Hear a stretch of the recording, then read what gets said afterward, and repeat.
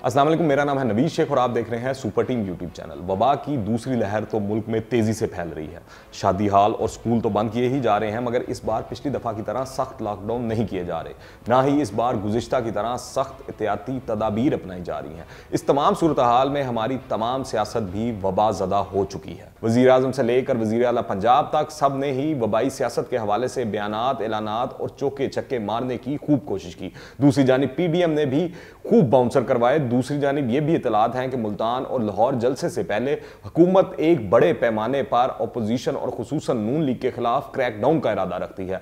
पेशावर में भी ये प्लान था, मगर KPK हुकूमत ने इस तजवीज़ को रद्द कर दिया कि वो इसका सियासी अफरा तफरी का बोझ नहीं उठा सकते। अब लाहौर और मुल्तान में वाज़ह हो जाएगा कि दमादम मस्त कलंदर होता है या फिर मामला अफामो तफहीम से हल हो जाता है। वैसे ज़्यादा चांसेस पहली ऑप्शन के हैं। मैं इस तमाम सूरत हाल में किसी की साइड नहीं लेना चाहता।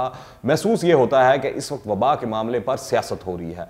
अगर हुकूमत की नीयत ठीक हो तो कोई शक नहीं कि हुकूमत अगर बातचीत करे और अपोजिशन को राज़ी करने की कोशिश करे तो इस मुश्किल सूरत हाल में वो ना माने। असल में वबा की लड़ाई मीडिया पर लड़ी जा रही है। हुकूमत और तर्जमानों की कोशिश ही नहीं है कि जलसे रोके जाए, इनकी कोशिश ये दिखाई दे रही है कि वो अपोजिशन को डीफेम करें। दूसरी जानिब अपोजिशन गालबन ये तय कर चुकी है कि मौजूदा फजा को भी हुकूमत पर दबाव डालने के लिए इस्तेमाल करना है। सियासी फायदे उठाने का एक तरीका यह भी होता है कि हुकूमत से ऐसे काम करवाए जाएं जो इसकी बौखलाहट और बेचैनी को जाहिर करें। दूसरी जानिब अगर हुकूमत ये तहिया कर लेती है कि वबा की वजह से सियासी जलूसों की इजाज़त नहीं देनी और इसके लिए रियासती ताकत का इस्तेमाल भी करना है, तो किसी ने भी इस कशीदगी के आलम में इसे ये शाबाश नहीं देनी कि इसने वबा को रोकने के लिए बड़ा अच्छा फैसला किया, बल्कि हर तरफ से ये ही आवाज़ आनी है कि हुकूमत अपोजिशन की तहरीक से खौफजदा होकर जमहूरियत कुछ इकदामात उठा रही है। अब दवा तो यही करनी चाहिए कि हमाकत दर हमाकत की इस फजा में सब कुछ खैरियत से गुजर जाए।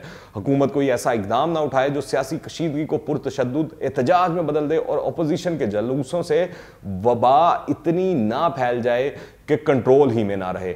मजीद जानने से पहले अगर आपने अभी तक इस चैनल को सब्सक्राइब नहीं किया तो इस चैनल को सब्सक्राइब करें, बेल आइकन को प्रेस करें ताकि ताज़ा तीन अपडेट्स और नई वीडियोस आपको बर वक्त मिलती रहें। अब पेशावर के बाद सारी नजरें मुल्तान के जलसे पर लगी हुई हैं। पीपल्स पार्टी इस जलसे को अपने योम तासीस से मुंसलिक किए हुए है। हालांकि ये PDM का शेड्यूल्ड जलसा है। मुस्लिम लीग नून की सूबाई क़यादत इस जलसे की कामयाबी के लिए मुल्तान का दौरा भी कर चुकी है और राना सनाउल्लाह ये कह चुके हैं कि मुल्तान का जलसा हुकूमत के ताबूत में आखिरी कील साबित होगा। यहाँ ये अफवाहें भी गर्म है कि इंतजामिया मुल्तान जलसे की इजाजत नहीं देगी, क्योंकि NCOC के फैसले की वजह से वो 300 से ज्यादा अफराद के इज्तिमा की इजाजत भी नहीं दे सकती। इस सूरत हाल को काबिल रख्श करार नहीं दिया जा सकता। ये इस बात को जाहिर कर रही है कि अब वबा जैसी जानलेवा बीमारी के दिनों में हमारे सियासतदान मिल बैठकर मसाइल हल करने से कासर हैं। कसूर सिर्फ अपोजिशन का नहीं, हुकूमत का भी है कि वो डायलॉग शुरू ही नहीं कर सकी। एक ही राग अलाप रही है कि एहतसाब का सिलसिला बंद नहीं होगा, किसी को NRO नहीं मिलेगा। अगर और कुछ नहीं तो हुकूमत अपने इस मौक़िफ़ के बारे में ही अपोजिशन को एतमाद में लेने की कोशिश कर सकती है। माजी में हमेशा हुकूमत ने अपोजिशन को मुज़ाकरात की दावत दी है। कभी यह नहीं हुआ कि अपोजिशन की दावत पर मुज़ाकरात हुए हों। अब जबकि यह साबित हो गया है कि अपोजिशन वबा की वजह से अपनी तहरीक ख़त्म या मौखर करने को तैयार नहीं, तो हुकूमत को दूसरे ऑप्शन के तौर पर अपोजिशन से राब्ते की कोई सबील निकालनी चाहिए। डेडलॉक तोड़ने की जिम्मेदारी हुकूमत के कांधों पर है। कम अज़ कम हुज्जत के लिए ही सही एक कोशिश तो होनी चाहिए, ताकि अवाम को पता चले कि कौन वबा पर जुआ खेल रहा है और सियासी मुफाद को अवाम की जानों पर फोकियत दिए हुए है। इस वक्त सवाल यह है कि क्या कोई है जो सामने नजर आने वाले तसादुम को रोक सके? क्या कोई है जो फिर से बढ़ती हुई सियासी कशीदगी को कम कर सके? क्या कोई है जो वबा के खौफनाक मौसम में हुकूमत और अपोजिशन को SOPs पर अमल दरामद कराने पर मजबूर कर सके?